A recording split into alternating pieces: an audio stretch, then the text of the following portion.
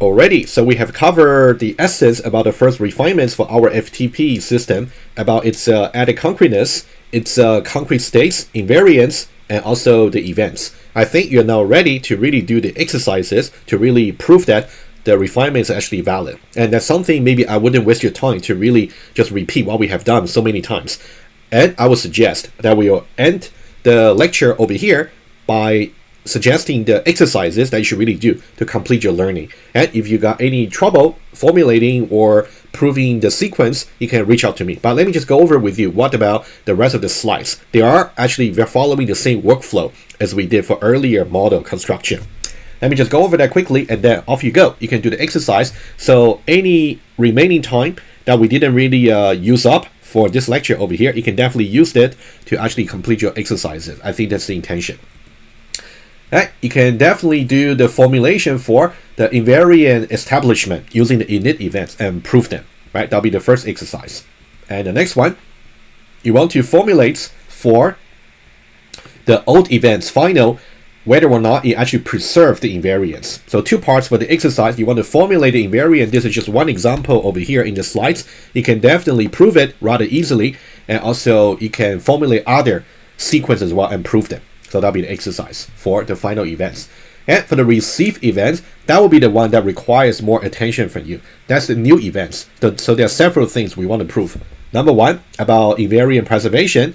Number two, about guard strengthening. Number three, about divergence freedom. So these are the three.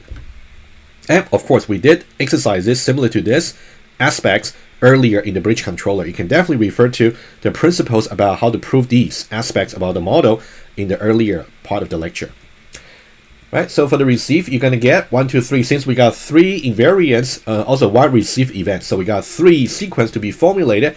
Before you look at the answer, I highly recommend you actually try to formulate the sequence yourself. Otherwise, you will have to risk in getting that 100% correct in the exam. Right, just try to practice that. And also to prove them, I included the solution proof in the slides. If you got any other alternative proved that you believe that's correct, you can feel free to reach out to me and then I can check it for you.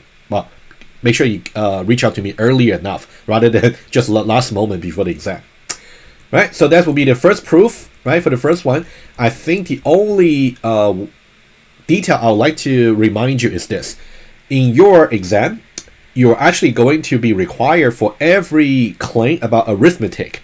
You have to further justify about why you think the sequence can be automatically proved by using arithmetic. That's something you have to practice about using some extra justification. And of course, this one is rather easy. So I would say to really justify, usually you can just put in your own words. It should be concise and precise, which I did earlier last week about how to justify, the various arithmetic application. And also, sometimes if you want to show that, you can also give some example to really convince the grader that you really understood why arithmetic rule can be applied. Of course, don't try to be over ambitious. Sometimes what you think is obvious that can be used arithmetic to really discharge the sequence, it may not be obvious to the grader, right? You want to be careful. Right, you got the 3 proofs over here. You got a complete solution. So you should really just do the exercise on your own first, and then you can compare your answer to that. And we also got the convergence of the new events. And this will be the invariance that you can actually try to see whether or not you can discharge the 2 kinds of proof obligation related to convergence. Remember, one is about a var, the other one is about a net, right? So these are the 2. And this is just one example, but of course you should really do another one about the net and also try to prove both sequence. Alright, and that's it about the first refinement. So the summary over here just about, in order to show that the first refinements as other refinements that we covered earlier to be provably correct, you have to prove about establishment of the concrete invariance, preservation, and also strengthening of guards, and also about the convergence, divergence freedom, alternatively. Right, and relative de la freedom as well.